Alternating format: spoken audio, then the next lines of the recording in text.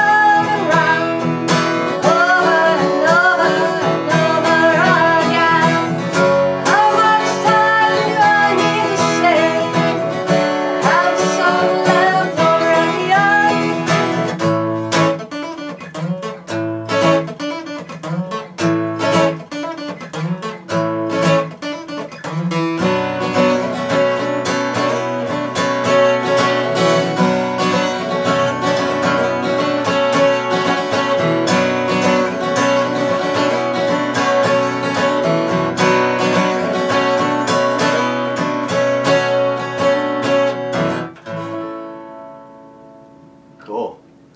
I think next time we're just gonna plan on having a djembe player when you come. 'Cause you know, I've got a couple friends that do that.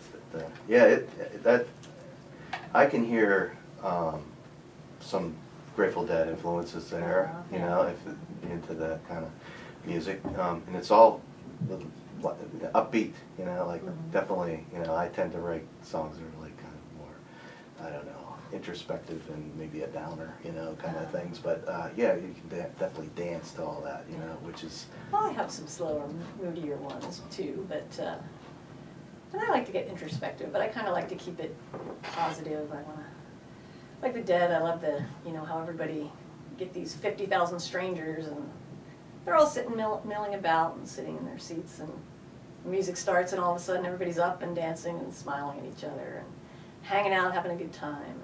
For me, that's what music's all about. Yeah, I think we discussed this a little bit beforehand, that growing up in this area, I knew 2 Grateful Dead songs, and those were the ones that they played on another radio station that I'm not going to mention. But here in Pittsburgh, classic rock, you could probably figure that out, all of you listening out there. And there were 2 songs, Sugar Magnolia and Truckin', and that was all I knew about the Grateful Dead. And, well, not all I knew. I mean, most of the folks who would go to see a show were, you know, it was a recreational event, so to speak. But you know, my ex-wife was a Deadhead, and I didn't. You know, she went to a bunch of shows, and we just happened. We were up in Boston one weekend visiting relatives, and found out that they were playing at Foxborough Stadium, and a guy that I worked with. This guy Jim, I called him up and I said, "Hey Jim, do you have tickets?" And next thing I know, we're there at the Dead show. But Jim actually knew Bob Weir from New York. Yeah, and Jim drove a one of those what is it from Back to the Future? He had a DeLorean. Jim had a DeLorean, and he was an electrical engineer, and he had a DeLorean, and he was a Deadhead, and he knew Bob Weir, and he's like, "Yeah, man, here's face value, you know, let's go." So we went to the show, and that was my first experience at seeing a Dead show live, because that is why people, you know, listen and fall. Seeing 100,000 people just all of a sudden jump up and start dancing at once was just like, wow, yeah. So. Yeah, what I was thinking, there's in this area, there's a lot of you know, bands that come to mind, like Cheryl Ann Hawk and the Recipe. I think I had mentioned it too. That kind of are in that jam band. Well, I play with Cheryl Ann now and then. And there's a lot of festivals down in West Virginia that you know, Sunshine Daydream and All Good. That you know, there's a lot of jam band following in this area, so that's cool. I like, especially in the summertime, it's great to go. So you moved to LA, you came back, you started a family, right? Yeah. And what, you know, as far as songwriting is concerned, you know, I know for myself, when I listen to certain music, you know, I find that I have to kind of tune music out for a while, because I tend to, like, it absorbs into, you know, and then I kind of like